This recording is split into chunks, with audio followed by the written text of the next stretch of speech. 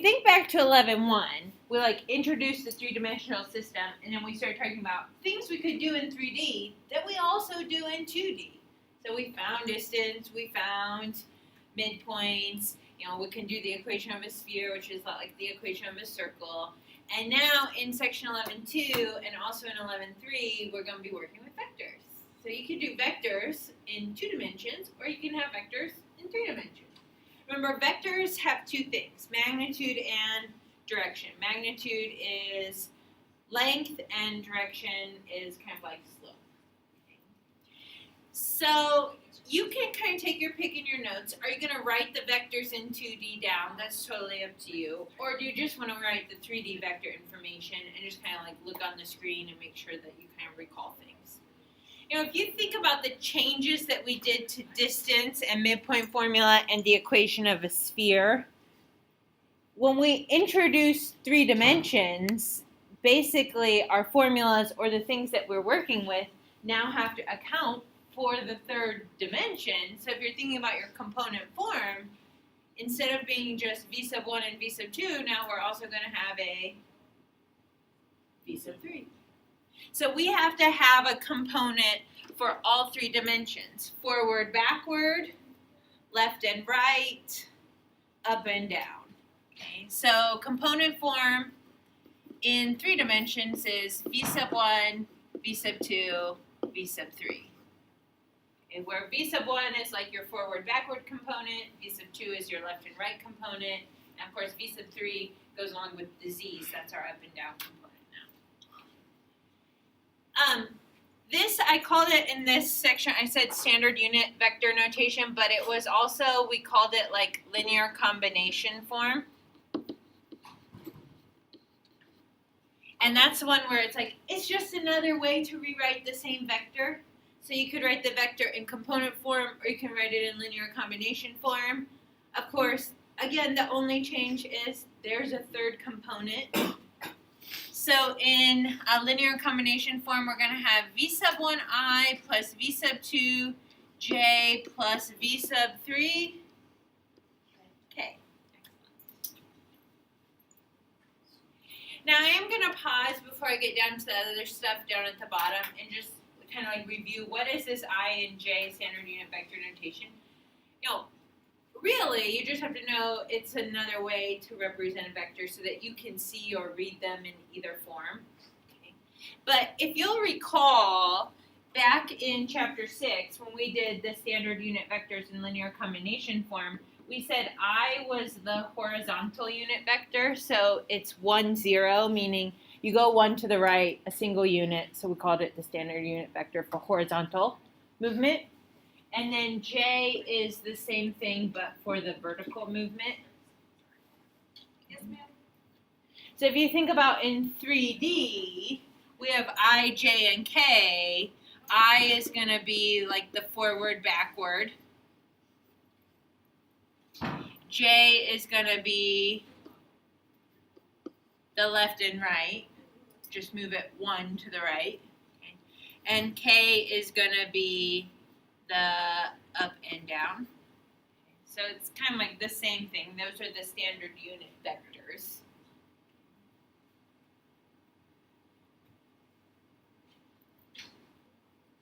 And then, just so I don't have to write as much, I'm going to do it in 2D. Okay? But we don't normally do all this work that I'm going to do right now.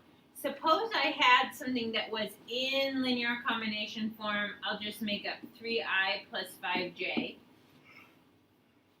Well, what we're saying with the I and the j is that those are really representing a horizontal standard unit vector and a vertical standard unit vector in 2 dimensions. So I could substitute in those vectors, which now what I have looks like scalar multiplication. So this is a nice review of scalars. If you have a scalar multiple outside of a vector, it just applies to all components of the vector. So if I distribute the 3, this is really just the vector 3, 0. Distribute the 5, this is really just the vector 0, 5. And now I have something that just looks like vector addition, so I add corresponding components, 3 plus 0 and 0 plus 5, and voila, my answer is component form. They're the same thing, right? So we don't usually do all this work in the in-between. We're just saying that these things are substitutes for those standard units, moving one forward, one right, one up, and then you can put the scalar in front of that. It's the same thing as component form. So like over here on the sideboard, I have a three-dimensional vector, 3, 5, -2. If I asked you to write it in linear combination form with standard unit vectors, we would just be able to say 3i plus 5j minus 2k without any real math work. Okay, so on to the next, the more interesting things that we'll calculate. Remember we said vectors have magnitude and direction, so we want to be able to calculate magnitude.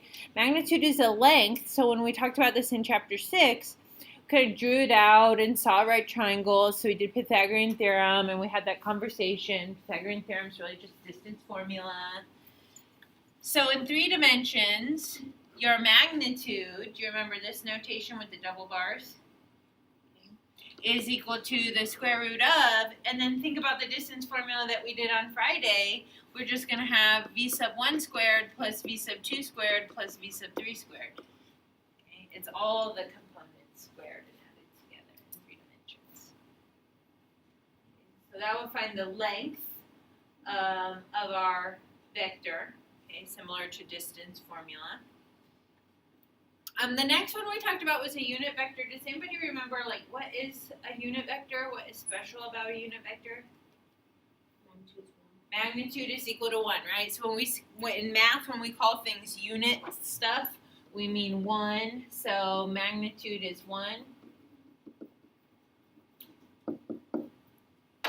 And so we had all agreed in chapter 6, like, of course not all vectors have a length of 1 to start with. Some will be longer. Of course, we could have some that are shorter. So we had discussed a method, like, how could we, like, take that vector so it's going in the same direction, but scale it back or up so that it's equal to 1. We'll just divide it by its magnitude. It's like multiplying by the reciprocal scalar of the magnitude. So in this case, with 3 dimensions, we'll just take all 3 components, v sub 1, v sub 2, v sub 3, and divide by your magnitude.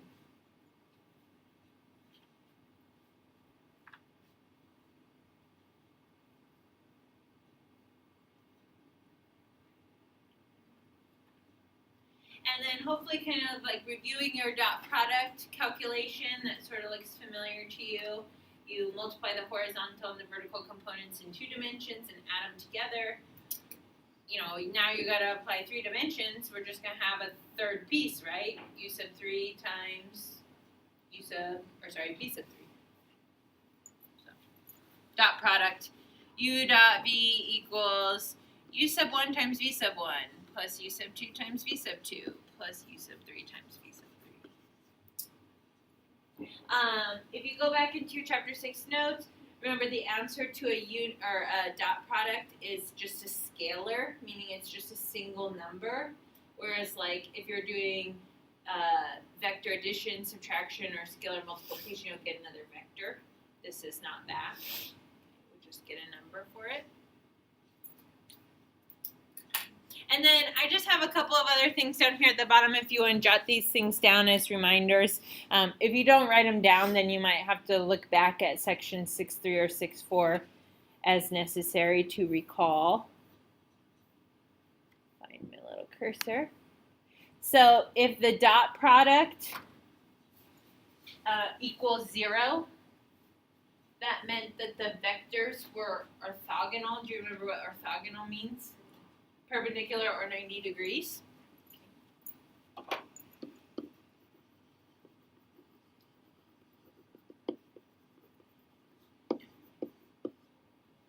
So we can, what we're seeing here is, like, now we have vectors out in space. So, like, maybe I have a vector, you know, pointing in this direction in component form. So it starts at the origin 0, 0, 0. And it's maybe an octant 1. And then I have a vector maybe like back over here in octant 3. Okay, but you can still find the angle between the 2 vectors. Okay, so wherever they may be in that 3-dimensional space. And then vector operations, just a reminder, scalar multiplication, distribute to all components. In this case, there'll be 3. Addition and subtraction, add corresponding components. So like the forward-backward component, the left-right component, the up-down component, and same for subtraction. Okay, so I've got 4 slides of things that we need to like just kind of run through examples through. And then you'll have some time to work on your homework. And I won't do like every single kind of example that's in the homework because some of it is like just like find the magnitude or find the dot product. So I don't have an example that's just find the dot product. But you'll be able, we'll kind of review some of those things. Okay, so for our first example, I do think we need to go back to basics. Suppose I give you 2 points in 3-dimensional space. Okay. 2, 4, 1 is going to be your initial point. So think about that. You're going forward 2, right 4, up 1. You're in octant 1. Your terminal point is 3, 5, 2. You're moving forward 3, right 5, up 2, also somewhere in octant 1. And we're going to say that there's a vector that runs from the first point to the second point. Can you find the component form? Do you remember if given an initial and a terminal point, how will you find the vector's component form? Component form will mean it'll be in the same direction, but it'll have a starting point at 0, 0, 0. Allie? Perfect. Terminal minus initial. Now, order does matter so that you have it going in the correct direction. If you do initial minus terminal, you'll have opposite signs. Okay, so you want to do terminal minus initial. I'm going to show my work because it's my notes, right? So if I look back, I know where my numbers came from. So I'm going to take 3 minus 2, 5 minus 4, 2 minus 1. My component form for vector v is 1, 1, 1. If you have a vector, you can do some things like magnitude and unit vectors. So let's do magnitude. I'm going to say the magnitude of v is equal to, I've got a square root, and then it's just v sub 1 squared plus v sub 2 squared plus v sub 3 squared. Of course, I'm going to show my work because this is my notes, but that's just the square root of 3. Now, think about the number the square root of 3. That is not the same as 1. So this vector is now currently a unit vector. But if we wanted to make the vector a unit vector or find a unit vector that goes in the same direction, we're going to take our component form. So I'm going to call this u, 1, 1, 1, and divide by our magnitude, square root 3. Now we usually go through and we do the division for each of the components. These are all going to come out to be the same, 1 divided by square root 3, and then I'm going to rationalize it, right? So my unit vector would be square root 3 over 3 for all 3 components.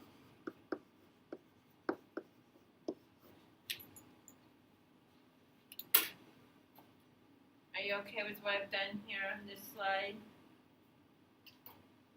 Okay, now I'm going to make a side note. This is not something that you always have to do. I'm not sure if any of the questions on the homework ask you to do this. But if your unit vector is that vector that we've identified right there, if I do the magnitude of that vector, so if I do the magnitude of u, that would be the square root of, and I would do all of my components, which happen to be square root 3 over 3 squared. Well, when you square this fraction, you'll get 3 over 9, which reduces to 1 over 3. So that's the square root of 1/3 plus 1/3 plus 1/3, which of course is the square root of 1, which is 1. So remember, if you've calculated a unit vector, if you were to do the magnitude, it would equal 1. Otherwise, there's something awry in your calculation.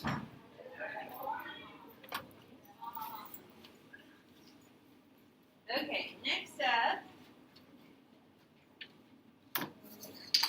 I'm going to bring back an old formula that will be provided for you. It was provided for you in chapter 6. It finds the angle between two vectors. Now this finds the smallest angle between your two vectors, so it's between 0 and 180. Okay, of course, like if these are my two vectors, I'm finding the angle kind of across my face versus the angle around my body, okay, which is larger than that, 180. Okay. Okay, so you got a cosine theta, which means to solve for the angle theta, you'll have to eventually inverse cosine everything, so you'll need a calculator. The test will be calculator. What is this here in the numerator asking you to do? A dot product. Okay, so you got to make sure that you can read the formula. This says calculate a dot product, which is just a number in the numerator. And then down in the denominator, you have a product of magnitudes. So you'll have to calculate the magnitude for u and for v, and then multiply them together.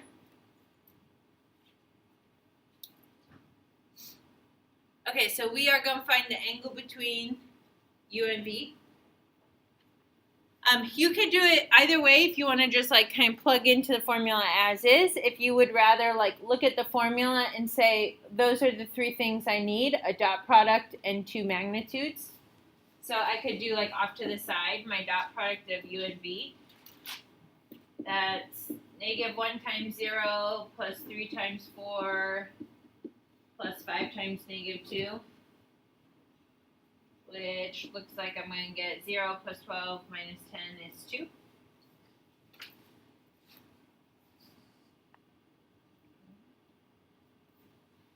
And then I could do the magnitude of u is the square root of negative 1 squared plus 3 squared plus 5 squared. So that's 1 plus 9 is 10 plus 25 square root 35. And the magnitude of v, square root of 0 squared plus 4 squared plus negative 2 squared. So what is that, 16 plus 4 or the square root of 20? Now, if that was like my question was like find the magnitude, of course I would simplify that radical. But because that's in the middle of my problem, I'm going to be plugging into that formula. I'm just going to leave it alone as the square root of 20.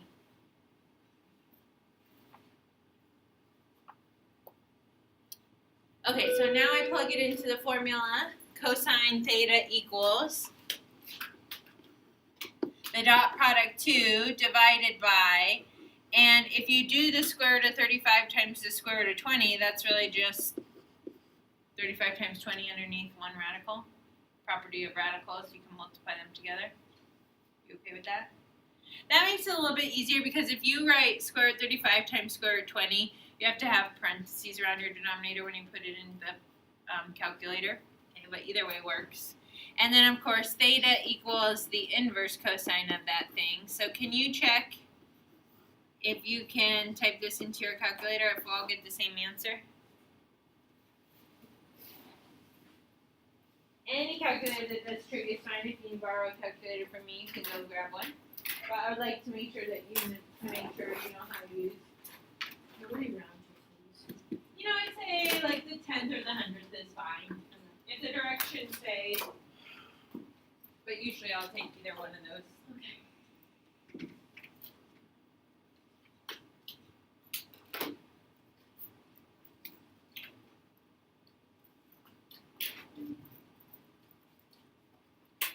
And it will depend on whatever mode you're in. So I like Luke, he's in degree mode. And he's got 85.66 degrees. So if you're not getting that in degree mode, let me know.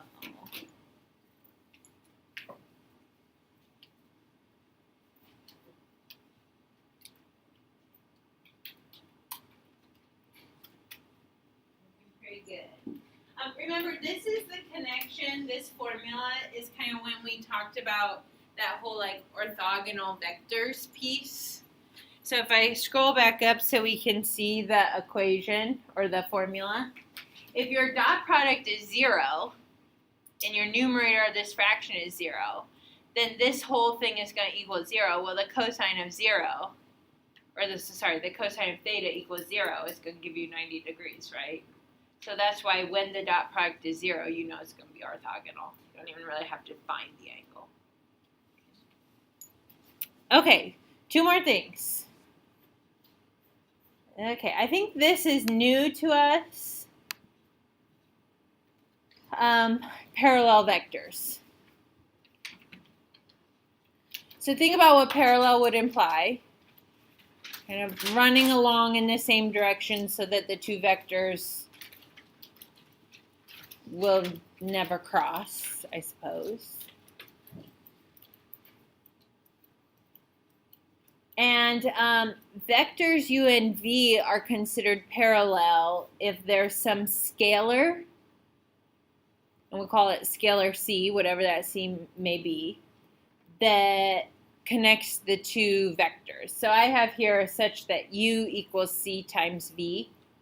But don't get caught up on letters and order. We could very well have said or v equals c times u. Because if there's a scalar representing it one way, the reciprocal of that goes the other. So you don't ever have to like question like how should I look for a scalar? It could be in either direction. U to v or v to u.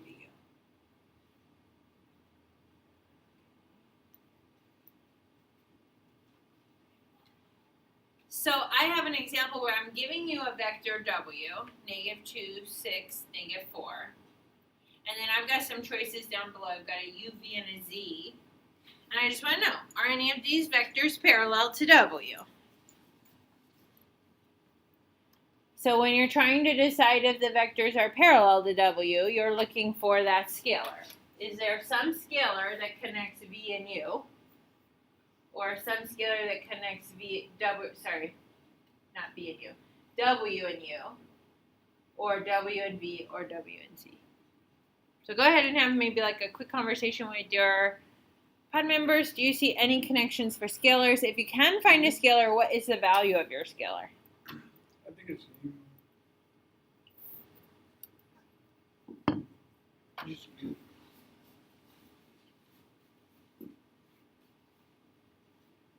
Wait, no, it might be z. If you do -1/3. No.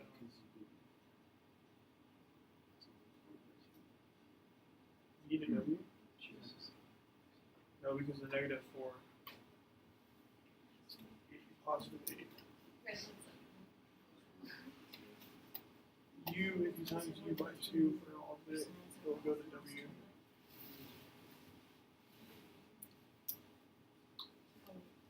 So I think it's off the table. What is z? I think it's off the table too. Because 1/3, wait, 2/3. 2/3. -2/3 for z. Okay, You get -2.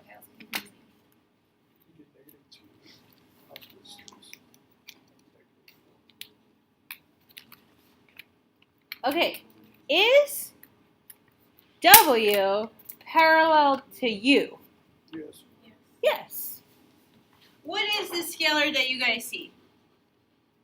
Times 2. Okay, I heard 2 things. 2 and 1/2, and both of them are fine. If you're thinking about times 2, you're multiplying u by 2, right?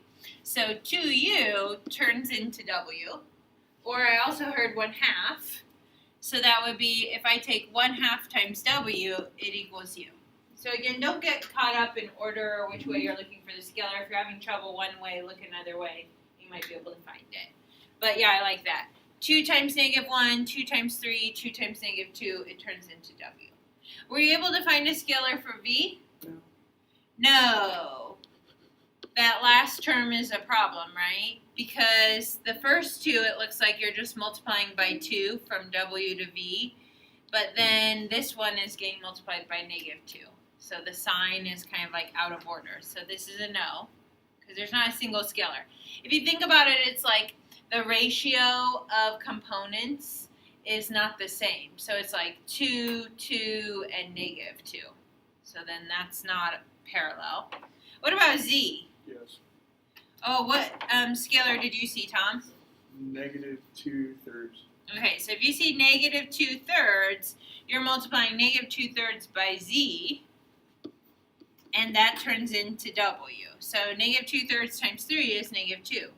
-2/3 times -9, well, that's -2 times -3, which is 6. And then -2/3 times 6. Yeah, I gotta go in the right order. -2/3 times 6 is -2 times 2, which is -4. If you saw it the other way, you would say -3/2 w equals z. Okay, those things are getting bigger. Now, that one's a little bit tricky for some people because of the fraction. So another way for you to think about, like, when you're checking for parallel is just check all the ratios. So like -2 divided by 3, 6 divided by -9, and -4 divided by 6 all reduce to be -2/3. So that they have the same ratio. There is a scalar. Good.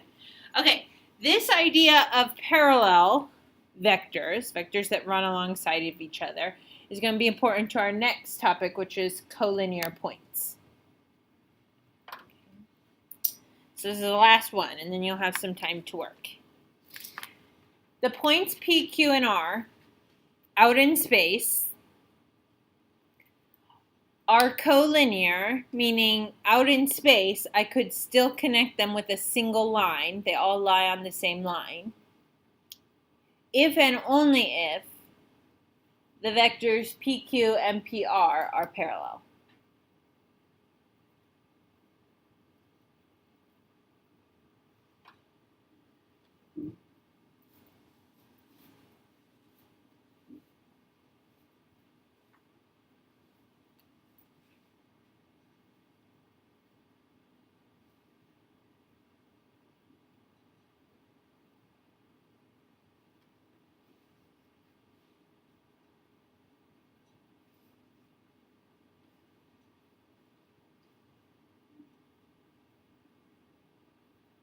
Now, it's not saying just that all parallel vectors have collinear points.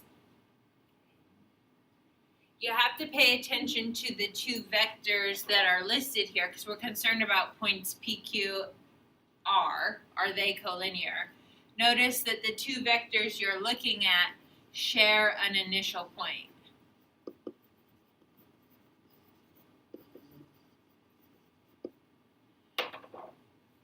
So if you think about, suppose you have an initial point P right here, and then you draw some vector PQ. Okay, so it ends here. And you find that vector. If there's another vector that starts at the same P and is parallel to this vector PQ, it means there's some scalar that connects those two. So the next vector is also going to start at P. That second one, if it's positive, it could be, like it could be scaling it down or it could be scaling it bigger, PR, but it's going to be going in the same direction and it's just all part of the same line, continuing on that line. If your scalar were a negative and it's starting at that P, then it's just going to go in the opposite direction, but it's still on the same continued line. Okay, so the clincher here is that they share the initial point. And then they're parallel. So then, yeah, they're all on the same line. So if I were looking at these 3 points, P, Q, and R, it wouldn't really matter which one is your initial point, but I'll just choose P, Q, and PR because that's the same as our definition. So I've got to find the vectors P, Q, and PR. That would be terminal minus initial. So Q minus P, 5 minus 2, 4 minus -1, 6 minus 4. So get it in component form. That's 3, 5, and 2. And then also find component form for your PR, initial point P, terminal point r. So we're going to do r minus p. -4 minus 2, -11 minus -1, and 0 minus 4. That turns out to be -6, -10, -4. They share the initial point P. If they are parallel, then they will be collinear points. Are those two vectors parallel? Yes, a scalar relates them. What's the scalar? Yeah, -2 or -1/2. Okay, so since -2PQ equals PR, the points are collinear.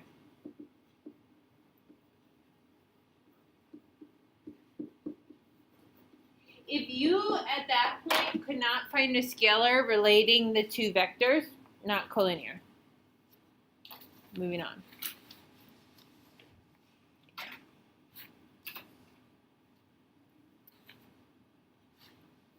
All right, so that's the end of like the introduction to vectors in 11.2. You guys can work on your homework assignment.